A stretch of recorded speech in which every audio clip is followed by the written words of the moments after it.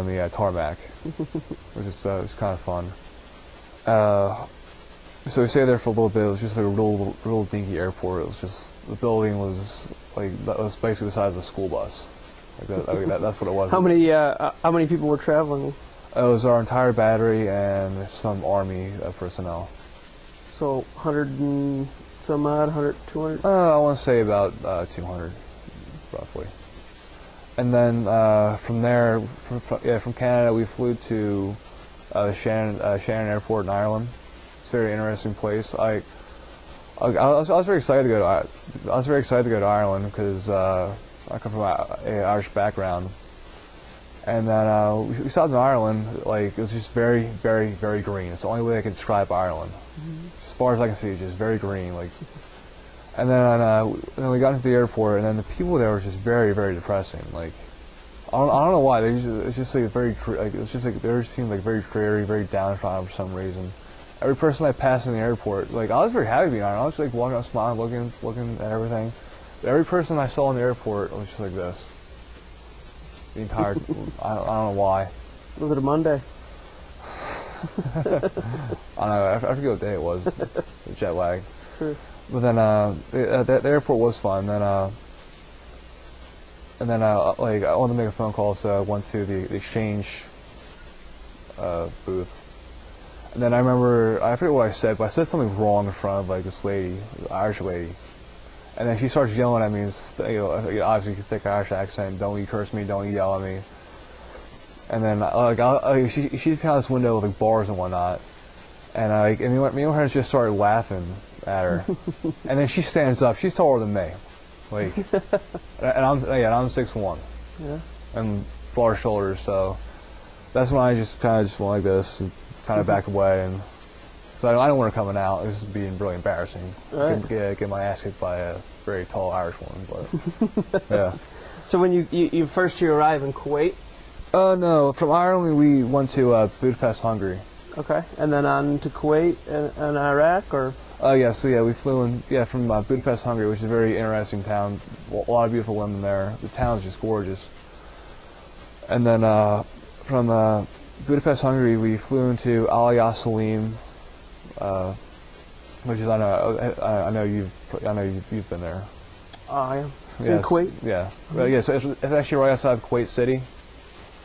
And I remember flying over Kuwait City. It seemed like really interesting place, as far as the nightlife goes. I always wanted to go there, but for security reasons, we couldn't go there. And then you shipped right out, or?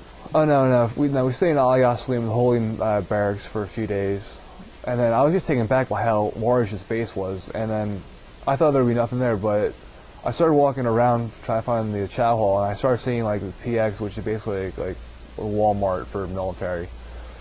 I saw that. I seen Taco Bell, McDonald's, Burger King, Pizza Hut. And I was just taken back, and I'm like, wow, this is like really modernized. Right in the middle of the desert. Yeah, right in the middle of the desert. Anything you want. What did you think about that?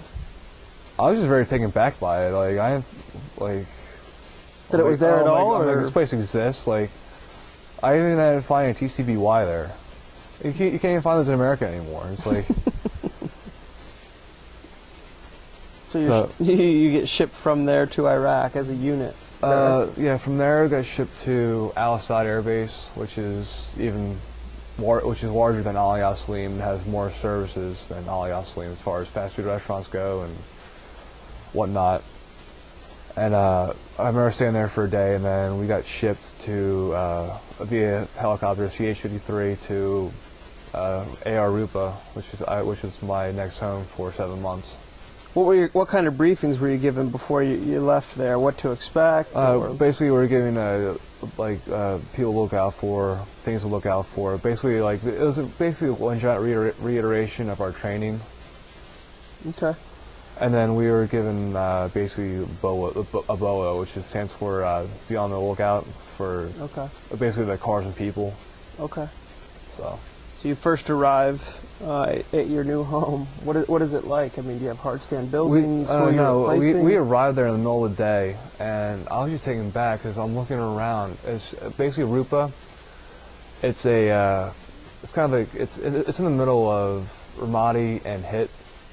and hits on the Syrian border. So basically, it's a one giant truck stop. And I'm looking around, like I'm just like this, like there's nothing here. It's just mountains and desert. I can just see the heat waves. That's all I could see. Mm-hmm. And then I walk around to the other side of our little FOB, which stands for forward operating base. And then I see the city. I'm like, oh, okay, I see now. And then we stayed at the main FOB, which it changed names like 3 times. Last name it was El Dorado, which stands for City of Gold. And I remember getting on the transport trucks to leave the unit that was there. I forget who they were now, but I remember going down ASR Michigan, which the ASR stands for Alternate Supply Route. And I remember going down in the transport trucks were 7 tons, and then like in the transport trucks, basically like there's a small area which you can see out of, just enough so you can take a rifle out of. And I remember seeing this little kid run up, like from the side street. And he had something in his hand, and then I thought it was a grenade, so I just stuck my rifle out the window right away. And then like my squad leader was like, "Don't shoot, don't shoot!" And then it was just a rock because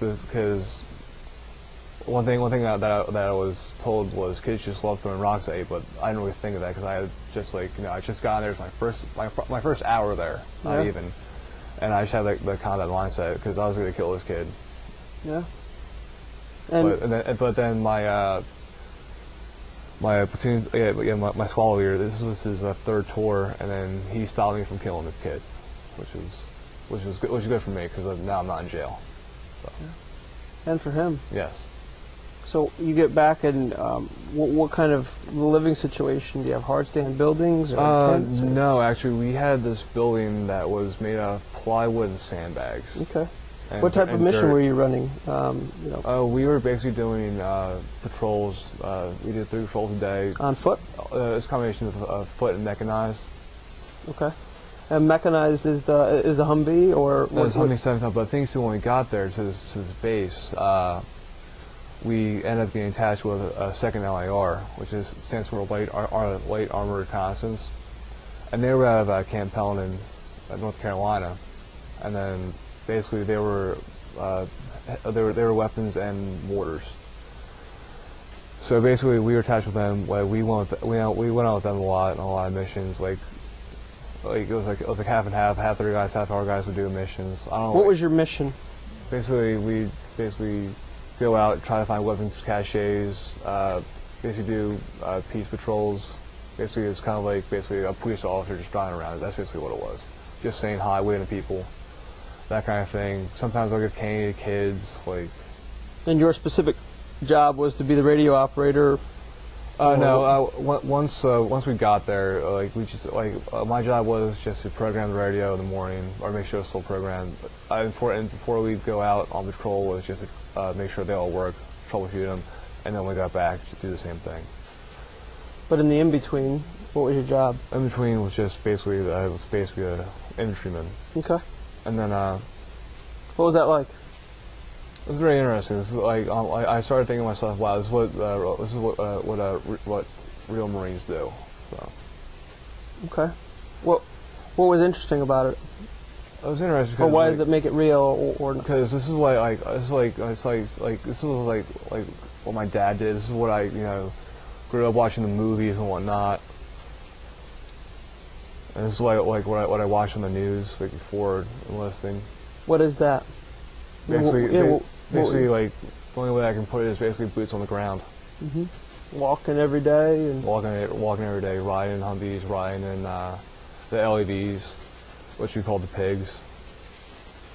It was one experience like I'll never trade for anything. Why?